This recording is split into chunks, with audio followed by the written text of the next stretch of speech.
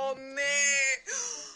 О, мага! Заминавам за Париж. След 3 дена не мога да изглеждам така. Добре дошли, приятели, в новата поредица. Или казано, накратко, това е новата поредица, в която аз ще се превърна в човек. С мен. Така, хора, първата дестинация ни е Заболека. Йоп, трябва да отида да ми погледнат имплантите. Ако си спомняте, преди 2 години ми слагаха изкуствени зъби. Знам дали се личи достатъчно на камера, но те са сини в основата. Краш-аутнах и се обадих на заболекарите, които ме направиха. Ах, гайс.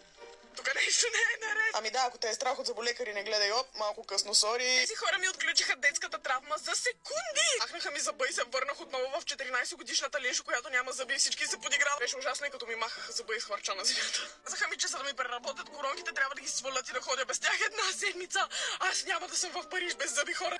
Сега отивам на лазерна епилация. Хора, запушвам. Леле, ще ги изям. Пристигнахме. Това е отношение, правят ми кафенце в момента. Ето го студиото, казва се Таурмина, се намира в Дружба. Сега ще го пробваме за първи.